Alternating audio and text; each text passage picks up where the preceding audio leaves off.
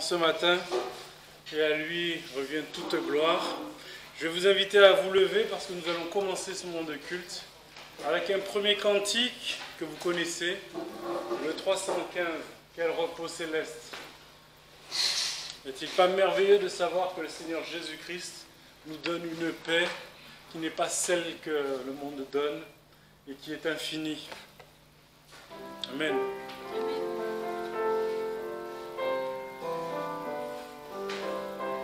Ensemble. Quel repos céleste, Jésus, d'être à toi pour la mort et la vie, dans les jours mauvais, de chanter avec foi. Tout est bien, ma paix est infinie. Quel repos, quel repos, quel repos, quel repos, quel repos, quel céleste repos. Quel repos céleste, j'ai pardonné plus, libre par le sang du calvaire, tous mes ennemis, Jésus les a vaincus, gloire et louange à Dieu, notre Père. Quel repos, quel repos, quel repos, quel repos, quel repos, quel céleste repos. Quel repos céleste, tu conduis mes pas, tu me combles de tes richesses, dans ton grand amour, chaque jour tu sauras déployer envers moi tes tendresses. Quel repos, quel repos, quel repos, quel repos, quel céleste repos. Quel repos céleste, quand enfin, Seigneur, auprès de toi j'aurai ma place, après les travaux, les combats, la douleur, à jamais je pourrai voir ta face. Quel repos, quel repos, quel repos, quel repos, quel repos, quel céleste repos. Amen. Repos merveilleux en Jésus-Christ. Vous restez debout, je vais prier pour le moment. Seigneur, si nous sommes réunis en ce matin, c'est pour te louer et te rendre la gloire qui t'est due. Toi qui es le Seigneur trois fois saint, toi qui donnes à celui qui veut le suivre un accès gratuit et plein en Jésus-Christ, ton Fils. Oui Seigneur, ce matin encore, nous voulons manifester toute la reconnaissance qui t'est due. Et nous sommes venus, Seigneur, apporter dans ta maison des louanges d'agréable odeur au pied de ta croix. Merci Seigneur de nous conduire ce matin dans les chants, dans la parole et dans le message que ton serviteur va nous apporter. Que ton Esprit Saint nous conduise et nous donne à chacun à avoir un esprit disposé, à recueillir les fruits de l'Esprit que tu donnes à chacun de saisir. Merci Seigneur de manifester encore envers nous ton amour véritable, de manifester ta fidélité qui est éprouvée chaque jour en Christ et afin que notre espérance ne défaille point. Oui Seigneur, encore en ce matin et en cette nouvelle année, dirige nos vies, rends-nous toujours plus forts en toi Seigneur, toi qui nous fortifies et conduis-nous selon ta volonté, en nous aidant à garder toujours les yeux fixés sur toi. Seigneur, ouvre les yeux des perdus, Seigneur, amène-les encore, Seigneur, à toi, et donne-leur à goûter ton salut, mais aussi à l'unité d'une communion pleine en toi par ton Esprit Saint. Seigneur, sois aux commandes de ce culte, Seigneur, sois aux commandes de nos vies, et continue, Seigneur, à nous donner tout ce dont nous avons besoin, car toi seul nous connais tels que nous sommes. Seigneur, je t'ai prié pour ta gloire, au nom puissant de Jésus. Amen. Asseyez-vous. Nous allons poursuivre avec le cantique numéro 339. Mon Dieu est si bon.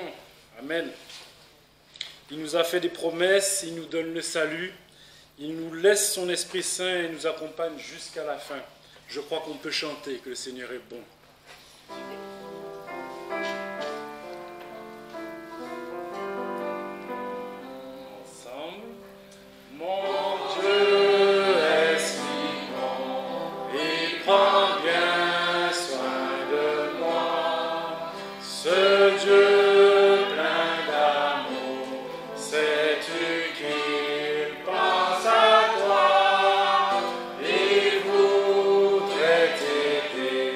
Dans tes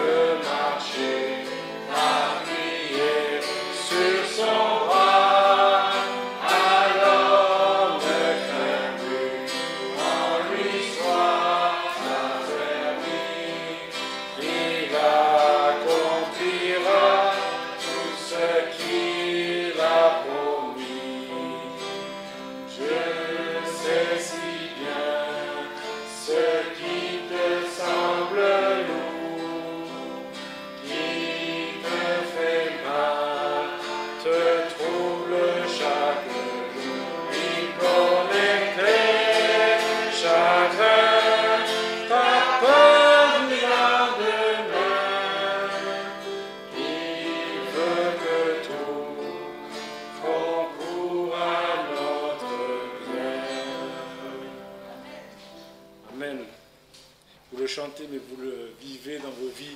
Le Seigneur veut que tout concourt à notre bien. Nous allons poursuivre et prendre un passage du Seigneur. La pensée sera en Éphésiens 1. Valérie va nous l'afficher. On va lire le passage entier. Paul, apôtre de Jésus-Christ par la volonté de Dieu, aux saints et fidèles en Jésus-Christ qui sont à Éphèse. La grâce et la paix vous soient données de la part de Dieu, notre Père et du Seigneur Jésus-Christ. Béni soit Dieu le Père de notre Seigneur Jésus-Christ qui nous a bénis de toutes sortes de bénédictions spirituelles dans les lieux célestes par Christ. Selon qu'il nous a élus en lui avant la fondation du monde, afin que nous soyons saints et irrépréhensibles devant lui par la charité, nous ayant prédestinés à être ses enfants adoptifs par le moyen de Jésus-Christ, d'après le bon plaisir de sa volonté, à la louange de la gloire de sa grâce, qu'il nous a gratuitement accordée en son bien-aimé, en qui nous avons la rédemption par son sang, la rémission des péchés selon les richesses de sa grâce, qu'il a répandue sur nous abondamment par toutes sortes de sagesse et d'intelligence, nous ayant fait connaître le mystère de sa volonté, selon le dessein bienveillant qu'il avait auparavant résolu en lui-même, et qu'il devait réaliser à l'accomplissement des temps, à savoir de réunir toutes choses en Christ, tant ce qui est dans les cieux que ce qui est sur la terre.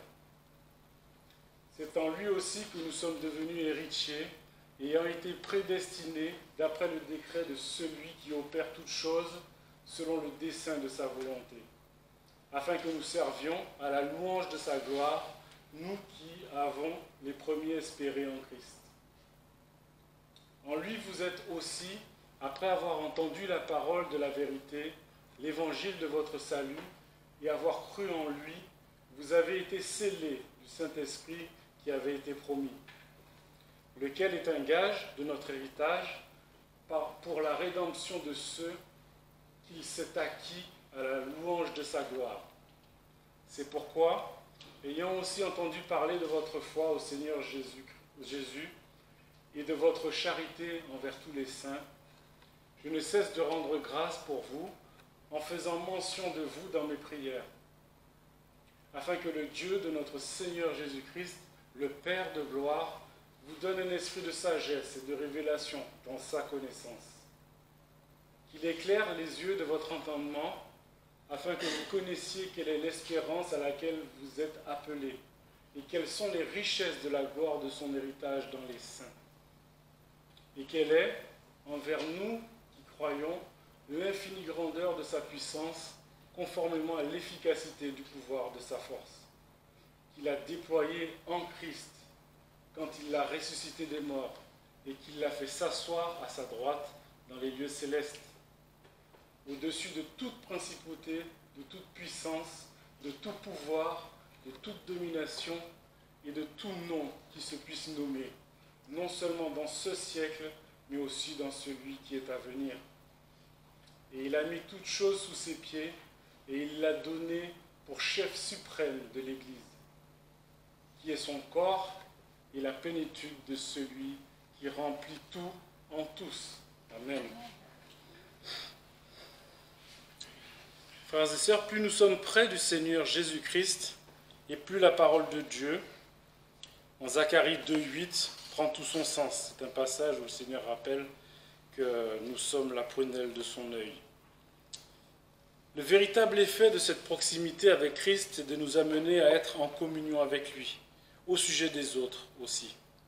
Comment mon cœur peut-il être préoccupé des joies de l'un et des souffrances d'un autre, à moins que je ne vive près de Christ, ou plutôt à moins que Christ ne m'ait rempli de sa personne. Si nous vivons assez près de Christ, nous vivons pour l'Église au lieu de vivre d'elle. Ce n'est pas parce que nous trouvons,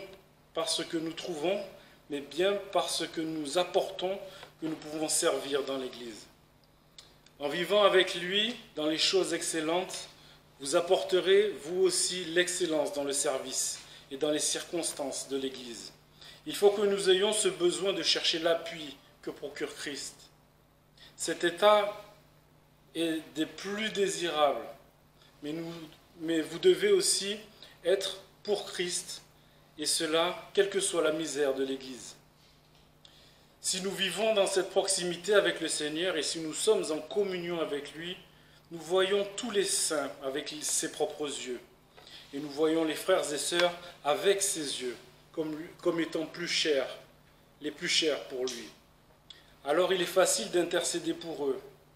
L'exercice de la fidélité à leur égard devient aisé, et la grâce ne manque jamais. La vie du Seigneur Jésus-Christ est la règle, ça tout le monde le sait, tous ceux qui sont avec lui, absolument parfaite et vivante. En lui s'unissent, dans un exemple unique et vivant, toutes les directions qu'il a écrites. Heureux celui qui se tient à ses côtés pour apprendre comment il faut marcher. Le plus grand travail que nous avons à faire est de chercher à être toujours plus près de Christ, toujours plus attachés dans nos cœurs à sa personne qu'à l'œuvre elle-même. Alors notre œuvre découlera, pour ainsi dire, réellement de lui, et dans une certaine mesure comme s'il la faisait lui-même par nous. Parfois, un temps de retraite est une bonne chose dans notre service. Il nous place devant Dieu au lieu que nous ayons notre œuvre devant les yeux. Et par ce moyen, nous devons sentir aussi que notre œuvre est entre ses mains et non dans les nôtres. Celui qui est le plus près de Christ sera celui qui le servira le mieux. Et sans cette proximité, on ne peut le servir véritablement. Jésus est tout. En Christ, peu importe le lieu, Dieu reste Dieu, saint et plein d'amour. Et il attend que nous nous approchions de lui pour entrer dans son champ, sachant que toute chose est et a toujours été entre ses mains. Amen. Tout a toujours été entre ses mains et le sera toujours. On va poursuivre avec un autre cantique, le numéro 354, que vous connaissez. C'est le signal de la victoire. Amen. C'est en Christ que nous avons la victoire, en ce matin aussi. Je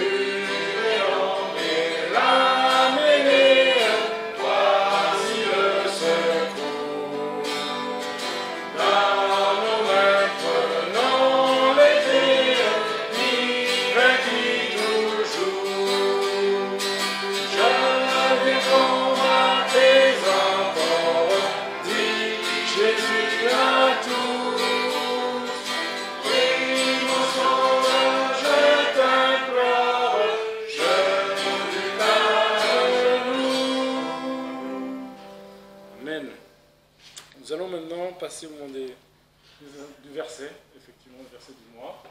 Donc, il se trouve en Hébreux 11 au verset 1. Or, la foi est une ferme attente des choses qu'on espère, une démonstration de celles qu'on ne voit point. Amen. Et c'est ça la méditation. Nous allons chanter ensemble le numéro 386. Et voilà, c'est un chant que j'espère que vous avez envie de vivre en direct, voir mon Sauveur face à face. C'est notre espérance qui est là.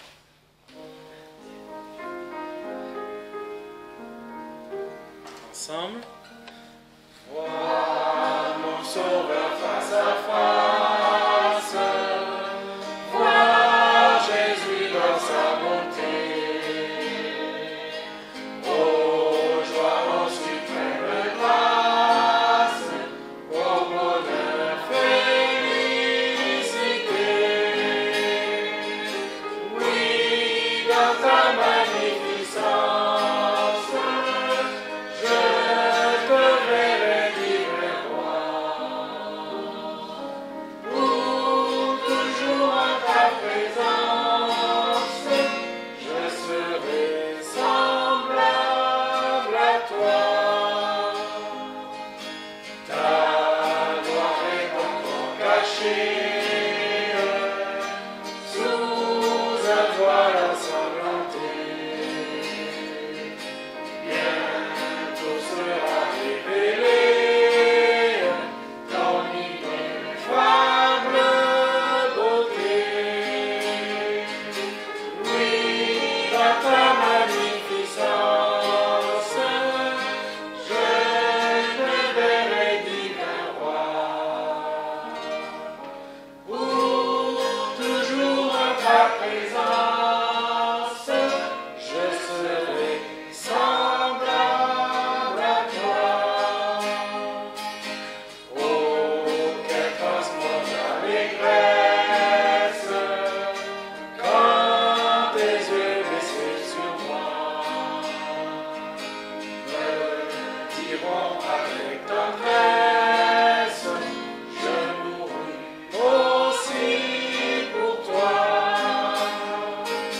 Oui, dans ta magnificence, je te verrai divin roi.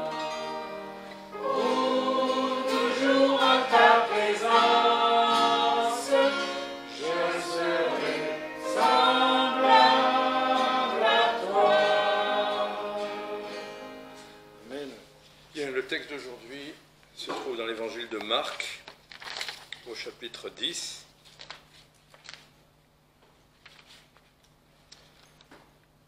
Marc, chapitre 10, à partir du verset 32. Et je vais prier juste avant de commencer. Seigneur, te remercions parce qu'effectivement c'est ta grâce qui nous a sauvés, c'est ta grâce qui nous soutient, qui est notre force, qui est notre recours en toutes circonstances. C'est toujours pour nos besoins selon ta grâce qu'on vient et pas selon nos mérites. Et Seigneur, si nous pouvons faire quelque chose ici-bas sur ce court passage terrestre, eh bien c'est sur ta grâce que nous comptons. Et pour ce message, Seigneur, que ta grâce puisse parler encore à nos cœurs, quoi que tu aies à nous dire à chacun de nous, au nom de Jésus-Christ. Amen. Donc Marc, chapitre 10, verset 32.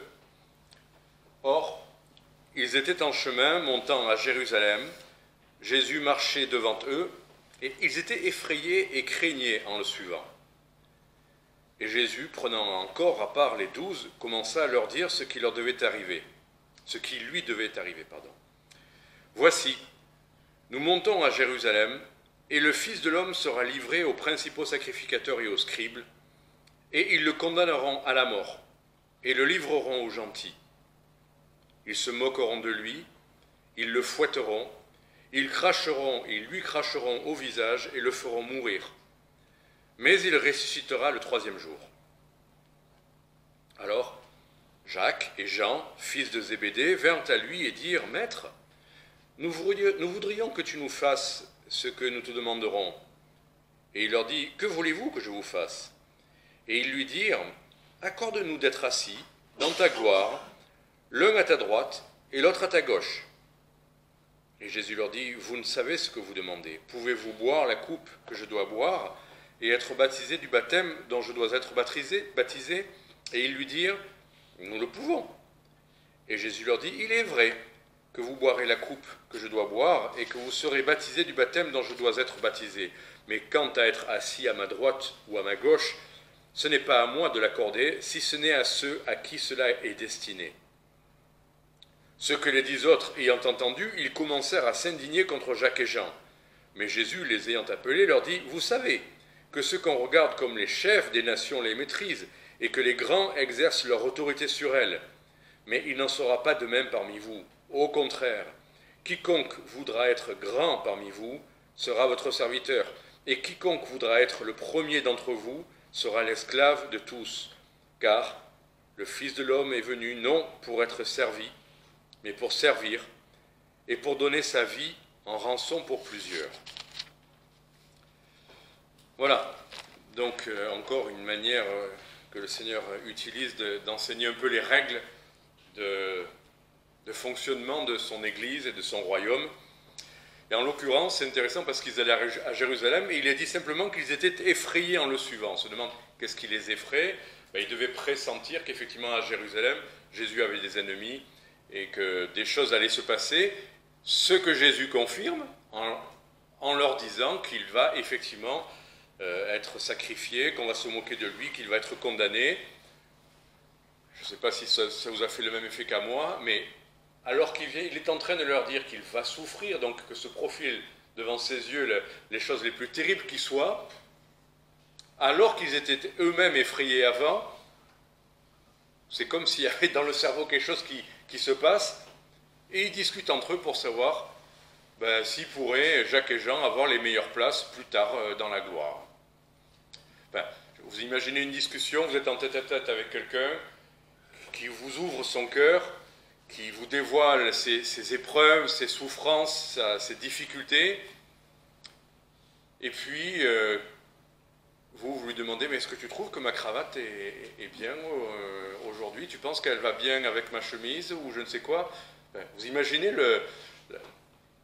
la déconvenue de la personne qui ouvre son cœur et qui leur parle de choses si terribles, et que la première chose qui leur vient à l'esprit, c'est est-ce que c'est moi qui serais le mieux placé à tes côtés? Qu'est-ce qui se passe dans nos têtes? Franchement, parfois c'est surprenant, hein, nous les humains. On a cette capacité de passer du pire au meilleur et du meilleur au pire en une fraction de seconde. Et finalement, Jésus ne s'indigne pas tout de suite, il leur dit juste, bon, il faut une coupe de souffrance, vous avez compris ce que je suis en train de vous dire quand même. Il faut être baptisé de souffrance, il faut être immergé. Le mot baptême, c'est immergé. Il faut être immergé dans la souffrance pour avoir certaines choses. Oh oui, on peut, il n'y a pas de souci. Bien sûr, ils ne mesurent pas ce qu'ils disent à cet instant-là. Et donc là, je leur ai dit, vous ne savez pas ce que vous racontez, là. Vous ne savez pas de quoi vous parlez. Effectivement, vous dites, on le peut. Mais de toute manière, c'est vrai que vous allez le faire.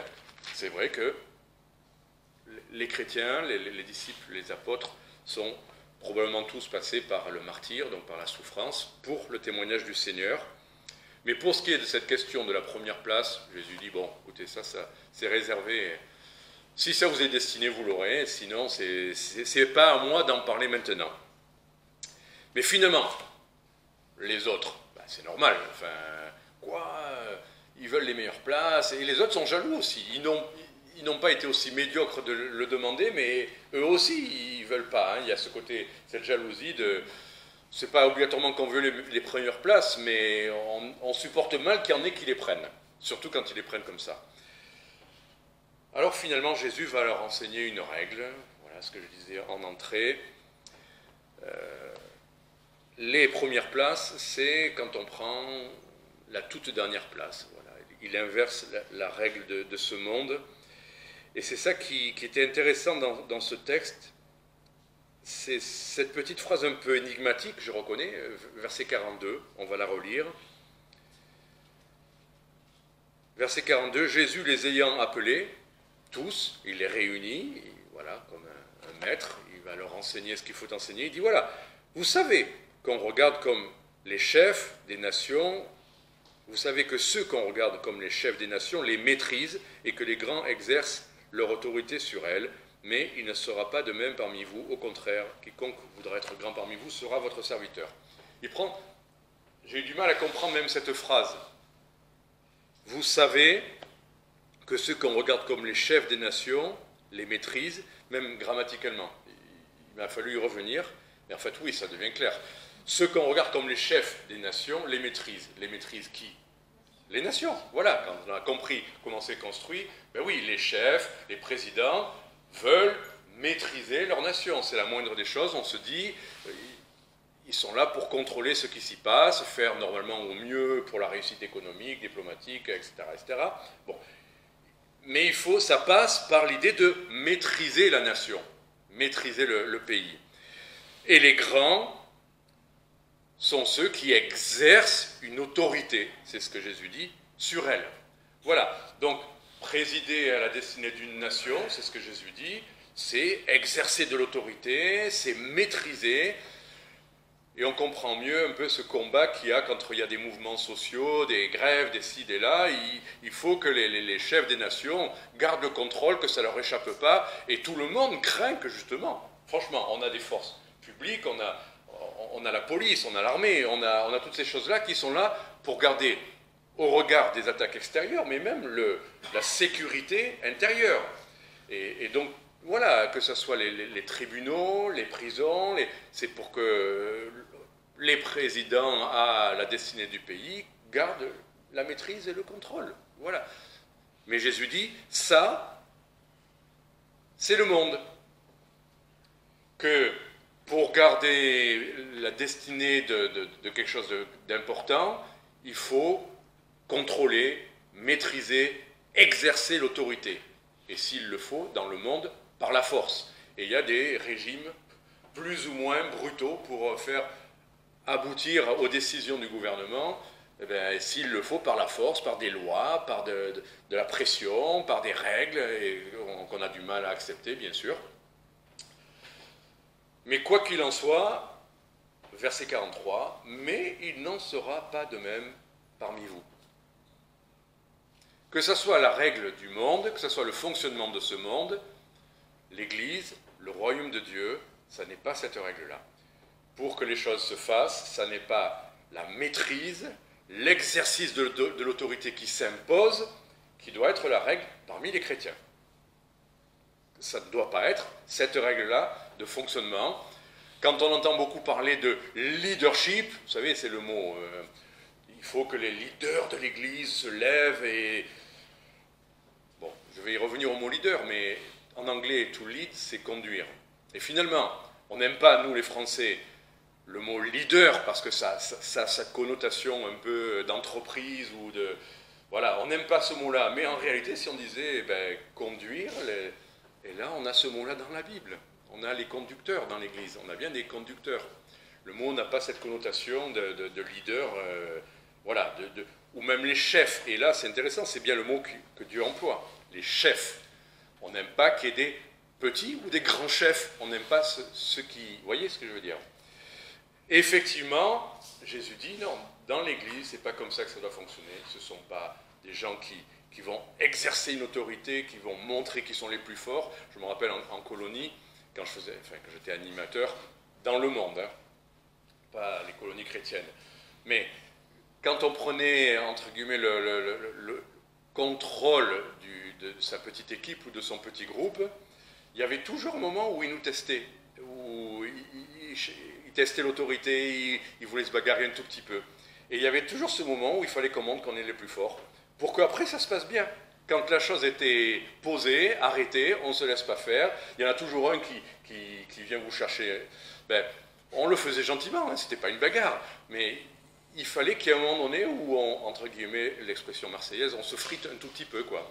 Alors on prenait un ballon et on montrait qu'on ne se laissait pas faire, où il y avait un petit affrontement, et puis après ça se passait tout seul. Mais ça, c'est la manière du monde, et c'est pour ça que j'ai eu du mal après à faire la même chose avec dans des colonies chrétiennes, parce que je me dis, mais c'est pas comme ça qu'on fait avec les chrétiens. Mais alors je ne savais pas trop comment ça fonctionnait avec les chrétiens pour qu'on garde. Et c'est pas facile l'exercice d'un poste d'autorité, d'un poste de responsabilité, d'un poste de conducteur, sans fonctionner avec les règles de ce monde. Comme ça ne serait pas facile, certainement, si vous avez des responsabilités en entreprise, ou des responsabilités familiales, ou des responsabilités d'église. C'est pas facile en tant que chrétien d'exercer cette responsabilité-là sans le faire de la manière de ce monde. Et même l'église, c'est pas facile. Vous pourriez dire, oh, ben, dans l'église, Jésus a dit, ça ne marche pas comme ça. Et on est tous d'accord, ça ne marche pas comme ça. Mais l'exercice de cette autorité, qui est voulu du Seigneur, si on est conducteur, on doit conduire. Et d'ailleurs, enfin, je vous lis peut-être ce verset dans Hébreux 13, verset 17.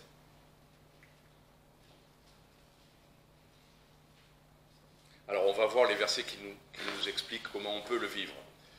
Donc ça ne marche pas, sinon je vais chercher dans ma Bible, il n'y a pas de souci. Donc Hébreux 13, verset 17, il est écrit « Obéissez », là ça s'adresse à tous les chrétiens, « Obéissez à vos conductles ». Donc il y a bien dans l'Église des gens qui sont appelés des conducteurs, dans l'idée de conduire, lead en anglais, conduire vers les bergers sont ceux qui conduisent, n'est-ce pas, vers les eaux paisibles. Donc si on ne les laisse pas conduire, on ne va pas pouvoir aller vers les eaux paisibles. Bon, obéissez à vos conducteurs, donc il y a bien une notion d'obéissance, et soyez-leur soumis, car ils veillent sur vos âmes. C'est cette responsabilité, ils veillent sur vos âmes. Bon, de toute façon, je vous le lis, il n'y a pas de souci, hein, un peu à l'ancienne, hein, quand on lisait dans nos Bibles, hein, c'était pas mal aussi. Ils veillent sur vos âmes comme devant en rendre compte, afin qu'ils le fassent avec joie et non en gémissant, car cela vous serait préjudiciable. Donc voilà, c'est pas grave, je vais le lire. Voilà, on va attendre.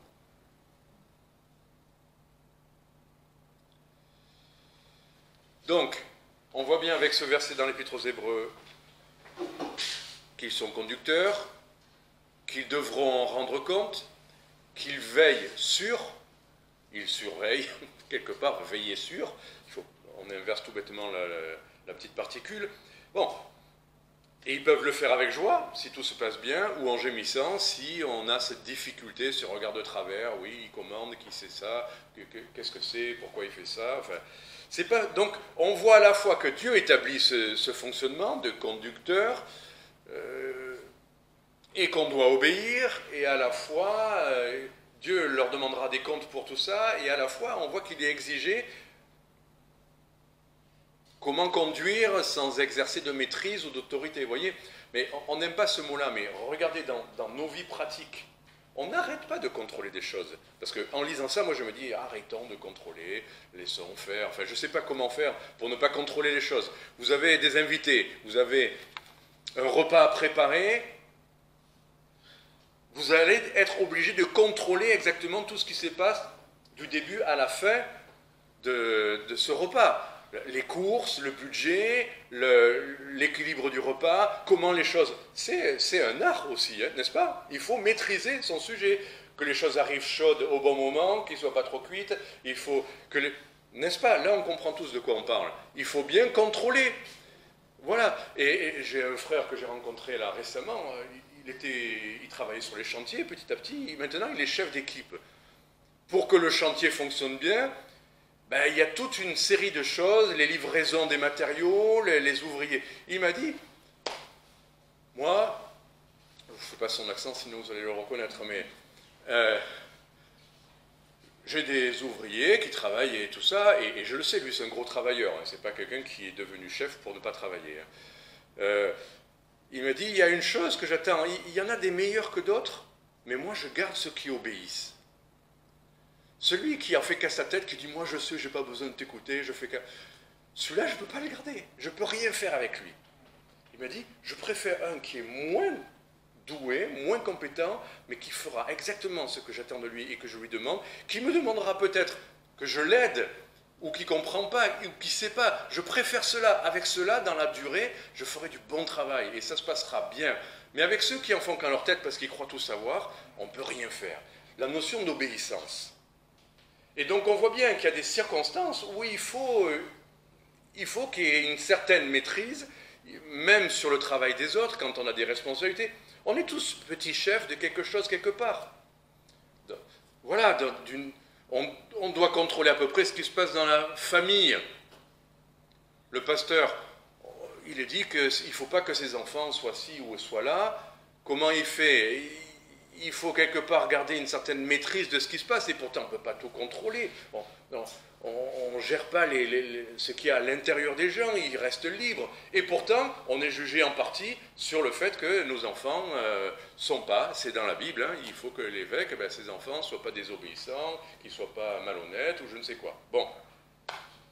Donc, il y a quand même cet exercice d'une certaine autorité. Et on est tous placés dans des situations à nos niveaux, de plein de choses, où on doit maîtriser dans une certaine mesure.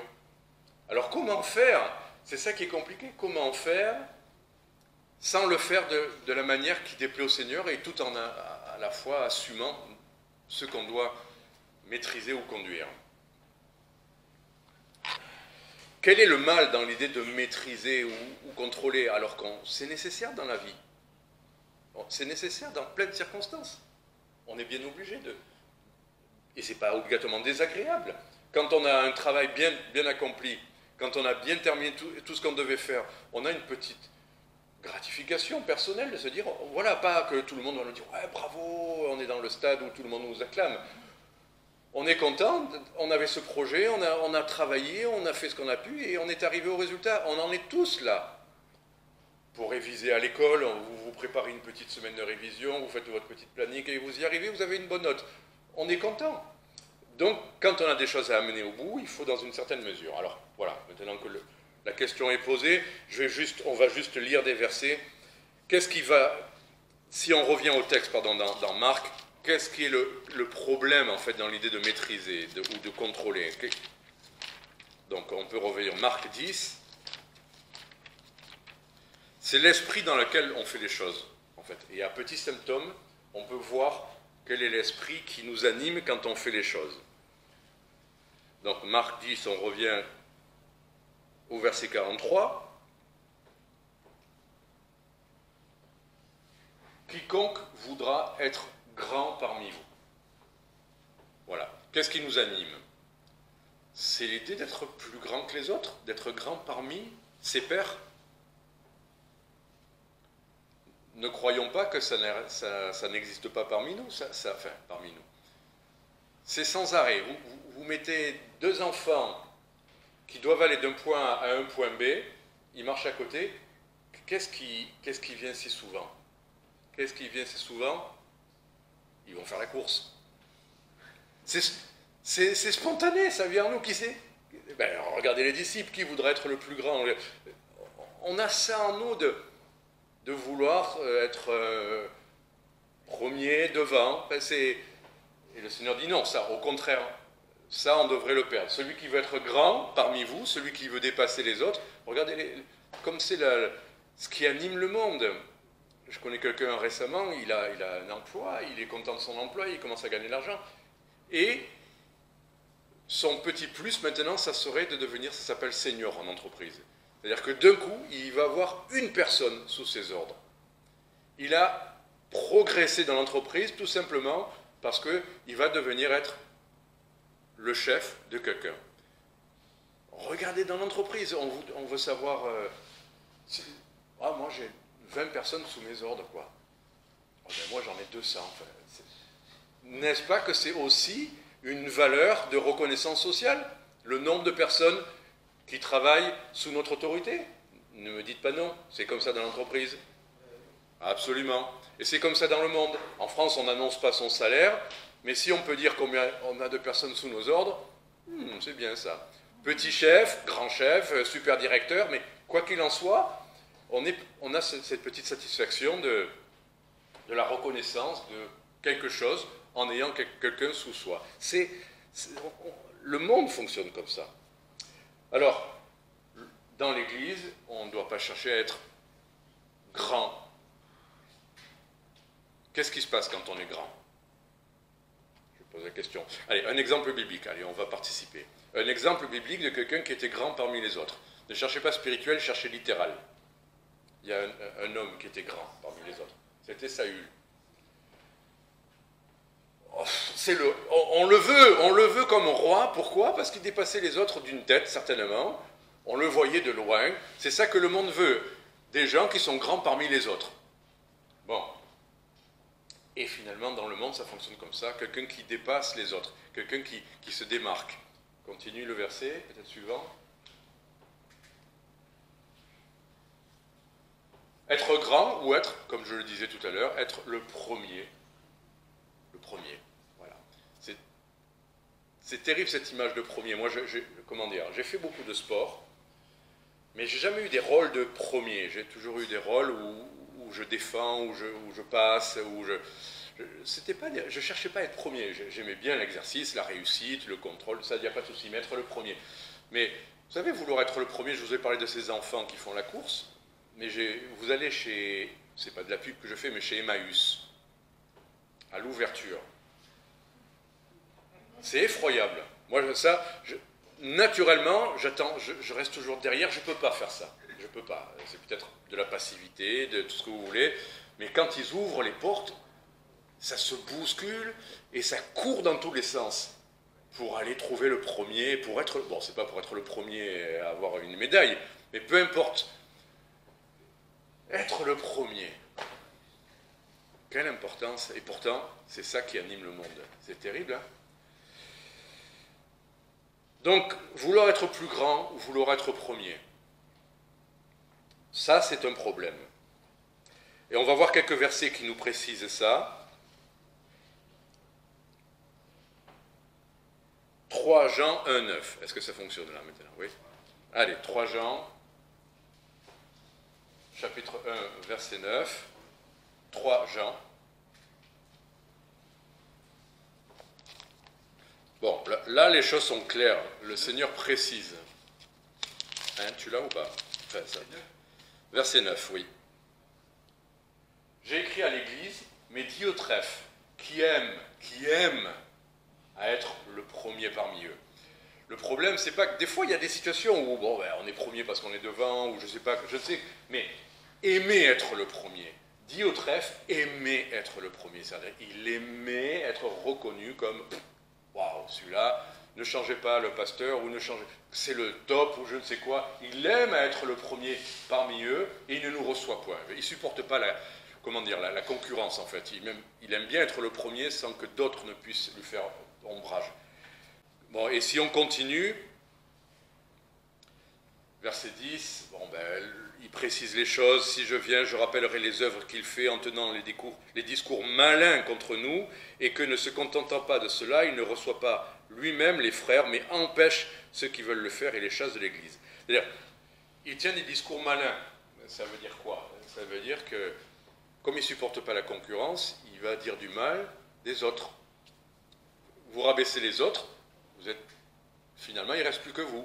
Regardez là, les élections. Qu'est-ce qui se passe? Ils passent leur temps à se descendre les uns les autres, pas à dire ce qu'ils ont de mieux que les autres, ou ce qu'ils vont faire de mieux. On ne sait pas du tout ce qu'ils comptent faire, mais ils passent leur temps à vous éliminer la concurrence. Dit au trèfle, qui aimait être le premier, il faisait ça dans l'église. Il rabaissait tout le monde. Il avait un rôle de tyran qui abaisse, vous voyez? Donc ça, c'est gravissime. 1 Pierre, chapitre 5, verset 1, là, on a plutôt une bonne règle. 1 Pierre, chapitre 5, verset 1. Là, bon, l'exercice des anciens dans l'Église. Voilà, les anciens, ce sont les conducteurs. Voilà, les responsables, ceux qui président à la vie de l'Église. Je prie les anciens qui sont parmi vous, moi qui suis un ancien, avec eux. Intéressant, Pierre, il ne dit pas, comme dans l'Église catholique, il est le grand. Non, il dit, moi je suis comme vous, et je vais juste vous dire quelque chose comme un conseil, c'est plus qu'un conseil, je vous prie quand même. Donc, mais témoin des souffrances de Christ, participant de la gloire qui doit être manifestée, paissez le troupeau de Dieu qui est au milieu de vous.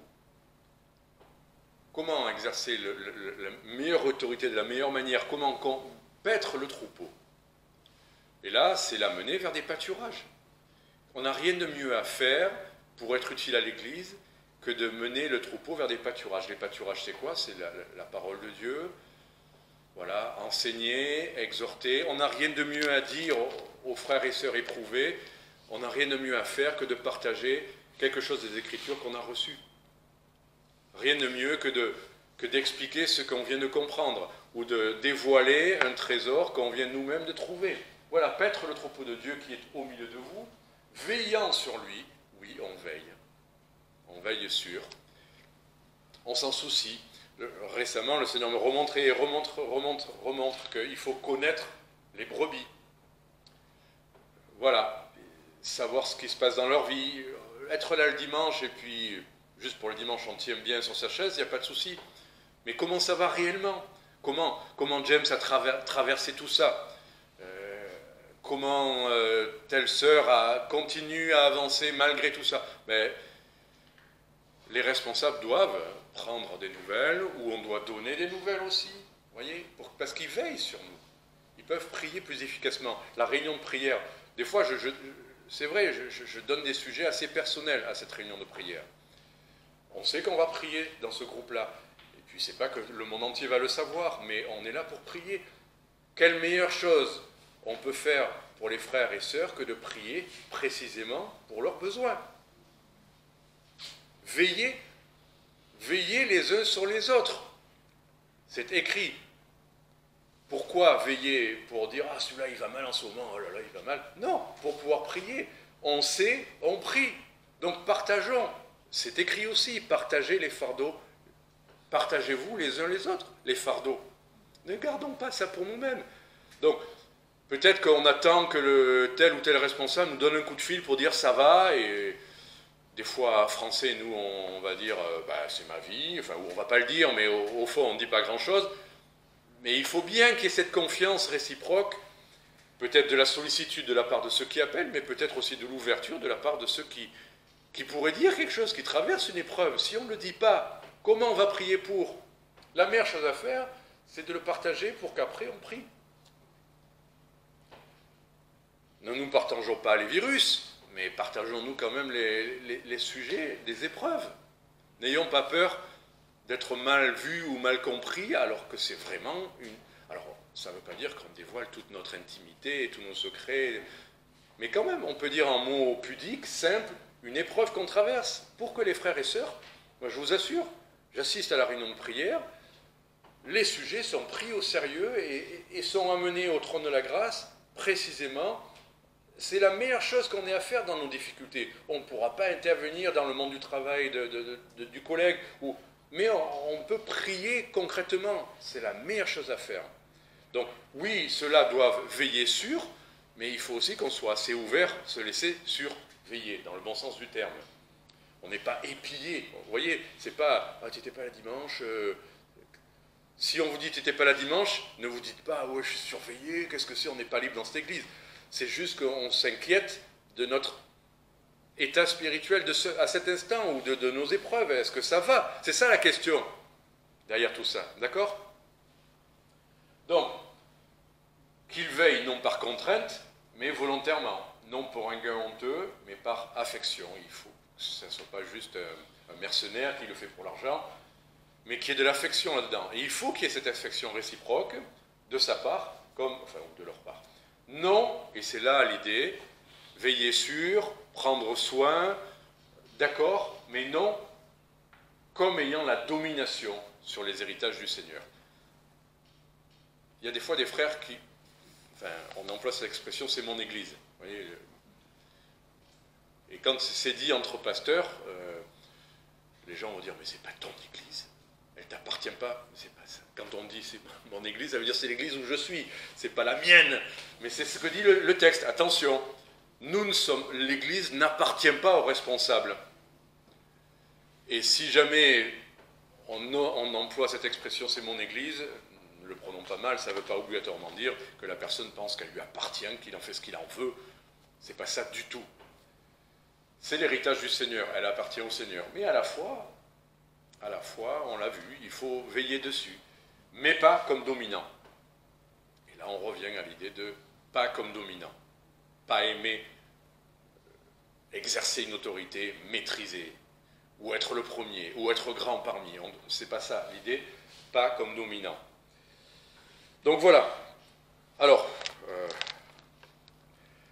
juste moi il m'est venu à l'esprit, mais on ne va pas faire trop long, mais il m'est venu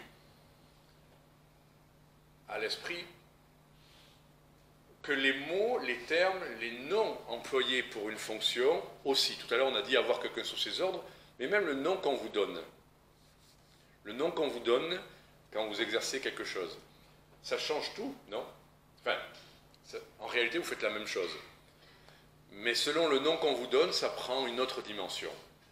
Regardez dans Matthieu chapitre 23.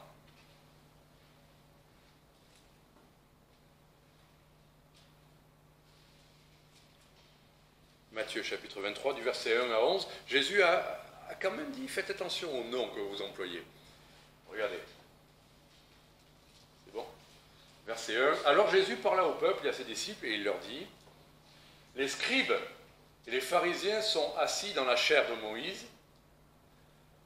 Observez donc et faites tout ce qu'ils vous disent d'observer, mais ne faites pas comme ils font, parce qu'ils disent et ils ne font pas.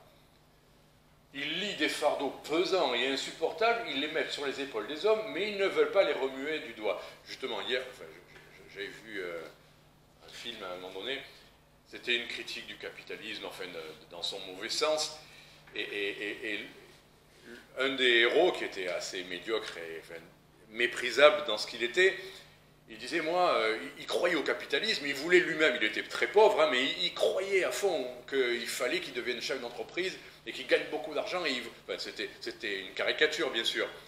Mais à un moment donné, il a cette phrase de dire, mais moi, je crois que le chef, c'est celui qui fait rien, et il fait faire aux autres. Vous voyez? Alors moi, je veux être chef. Et il me dit, j'ai jamais rien fait, donc il faut que je continue à rien faire, donc je vais être chef. C'était un peu amusant, mais c'est un peu ça. Eux, ils disaient aux autres de faire, mais ils ne faisaient pas. Voilà. Ils n'emportaient pas la moindre parcelle de la charge qu'ils mettaient sur les épaules des autres. Ils font toutes leurs actions, en fait, juste pour être vus. Ils portent de larges phylactères, donc il faut qu'on les reconnaisse. Tout à l'heure, on voyait celui qui est grand, ben, c'est par la taille, mais la tenue aussi, il faut qu'on le remarque. Alors, est-ce que j'ai mis la cravate? Est-ce que c'est pour qu'on se dise, ouais, celui-là, c'est le pasteur, ou je ne sais quoi? Non, c'est une autre raison. Mais ils portent de larges phylactères et ils allongent les franges de leurs vêtements. Ils aiment les premières places dans les festins. Du fait de leur statut, c'est eux qui ont les premières places, on les met devant. Et les premiers sièges dans les synagogues. Ils aiment à être salués dans les places publiques, à être appelés par les hommes maître, maître, littéralement rabbi, rabbi.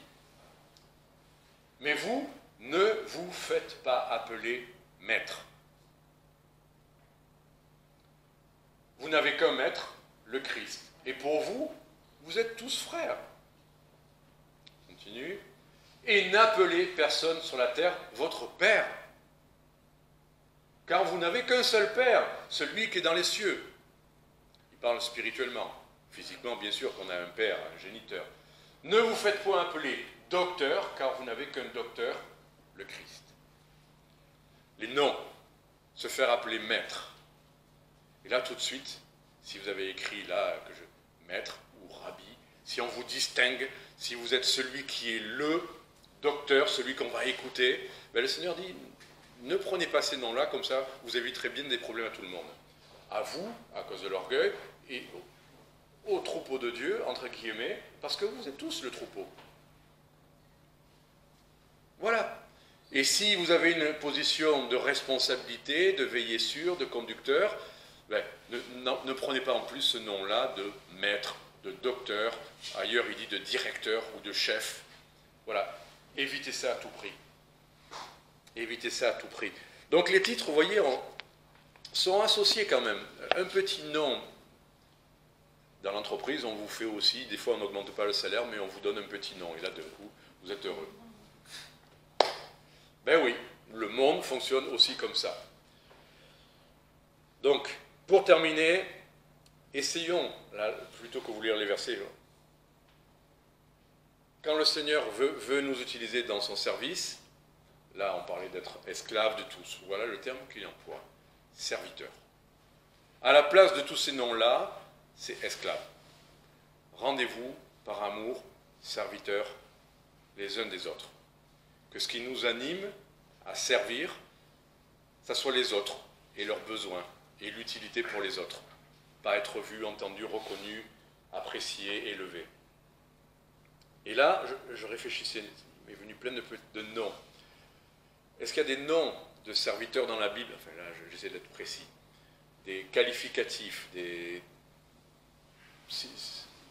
qui précisent ce que c'est que le travail pour le Seigneur. Le Seigneur a besoin de quoi? Il appelle des... Alors réfléchissons.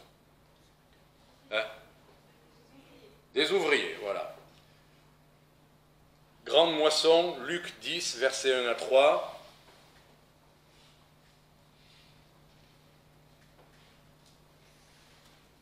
Pourquoi c'est important ces noms-là? Parce que celui qui veut être élevé, qui veut laisser son nom à la postérité, mettre un tel, c'est ce qu'on écrira quelque part. On sait ce que retiendront peut-être les livres, l'histoire. Mais quand le Seigneur envoie des disciples, après cela le Seigneur établit 70 autres disciples et les envoya 2 à 2 devant lui, dans toutes les villes et dans tous les lieux où lui-même devait aller, et il leur disait, la moisson est grande, voilà les gens dont il a besoin. La moisson est grande, mais il y a peu d'ouvriers, justement. Il ne parle pas de chef d'équipe, il parle d'ouvriers. Il y a peu d'ouvriers, des gens qui sont capables de travailler, d'être obéissants, de faire ce qu'il y a à faire. Alors priez le maître de la moisson d'envoyer des ouvriers dans sa moisson. Le terme d'ouvrier. Vous connaissez beaucoup de livres écrits sur des ouvriers qui ont bien fait leur travail d'ouvrier. Des livres sur les présidents, des livres sur les chanteurs, des livres sur les... Mais des livres sur les ouvriers. Et pourtant, c'est bien les ouvriers qui ont construit les tours, qui ont fait les ponts, qui ont construit les villes, qui ont travaillé dans la moisson et qui ont emmené peut-être des centaines, des milliers, des dizaines de milliers d'âmes.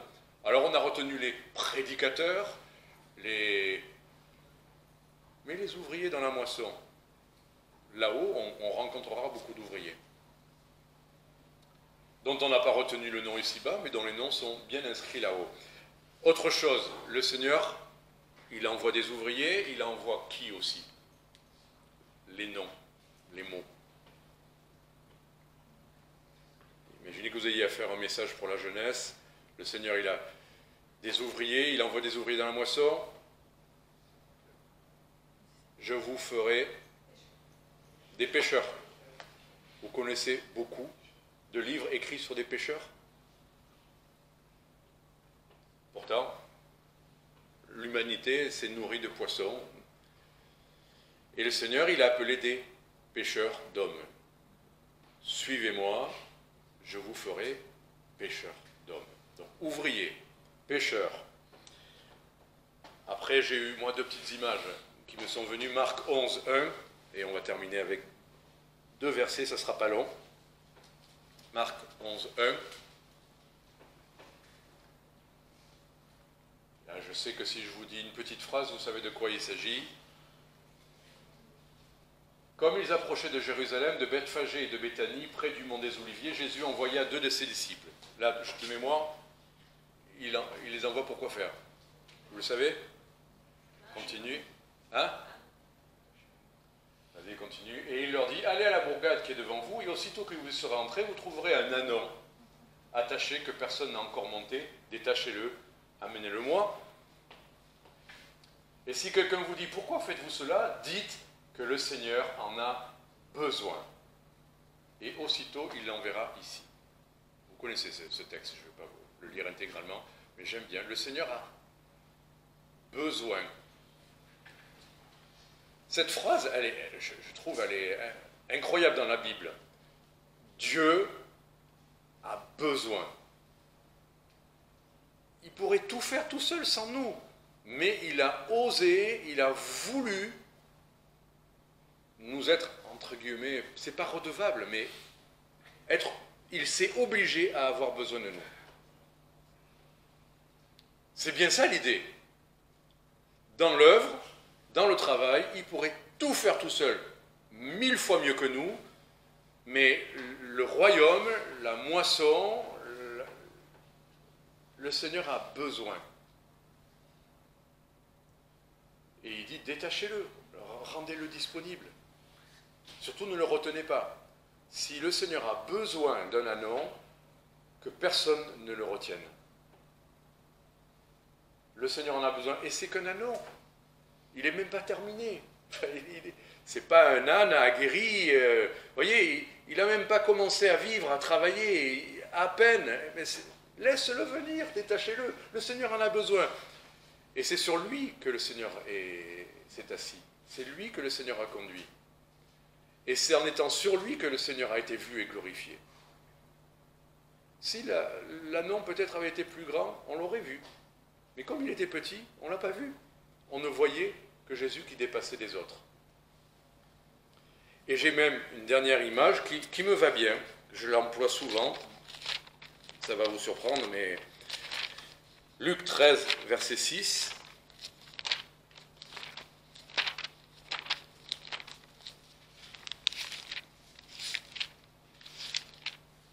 Parce que si on n'est plus en capacité, on n'est plus un anon prometteur, plein de ressources pour l'avenir, et jeune et vigoureux, est-ce que le Seigneur peut quelque chose pour nous? Mais vous savez, il y a cette histoire du figuier. Le Seigneur avait besoin d'un anon, mais le Seigneur avait faim. Et on connaît une histoire avec un figuier, vous savez, le figuier que le Seigneur a desséché. Mais ce n'est pas cette histoire-là. On parle beaucoup de l'histoire du figuier desséché, moi je préfère cette histoire-là. Il y avait aussi cette similitude, c'est une autre parabole. Un homme avait un figuier. Vous savez, dans la Bible, Israël est représenté par le figuier, par l'olivier et par la vigne. Donc il y a un sens à ça.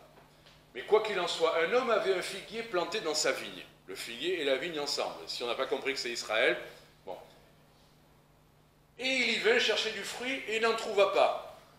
Attends, donc est-ce qu'il va le dessécher? Ben continue. Il dit au vigneron, là c'est l'ouvrier agricole de tout à l'heure, l'ouvrier dans la moisson ou le vigneron, et il dit, voilà, ça fait déjà 3 ans que je viens chercher du fruit à ce figuier et je n'en trouve pas. Mais coupe-le, qu'on n'en parle plus. Pourquoi occupe-t-il la terre inutilement? Et la suite de l'histoire, c'est...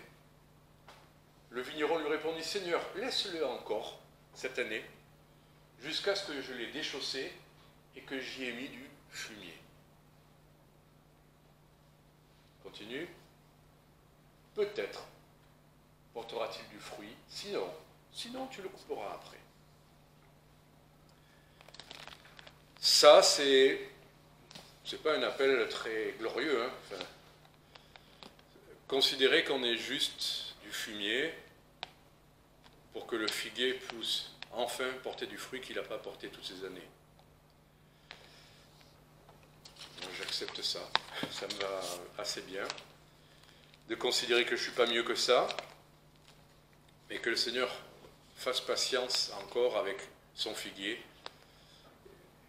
Et c'est pas grand-chose, hein, que là, on n'a pas besoin d'être un super-héros, de maîtrise. Qu'est-ce qu'on maîtrise quand on est du fumier? On est juste là, répandu. L'apôtre Paul parlait de ça, hein, il était comme les rebuts, les balayures du monde.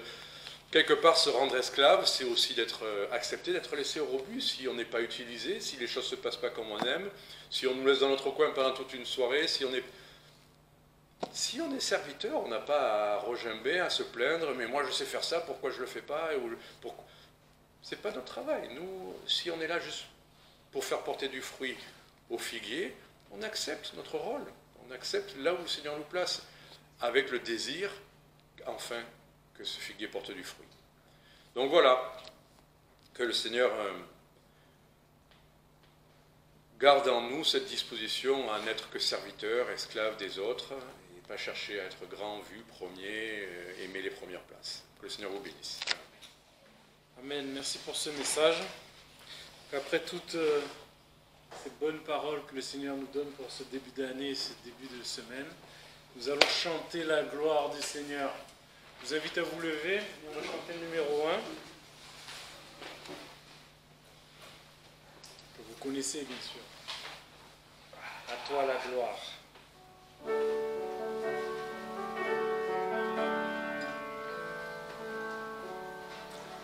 Ensemble.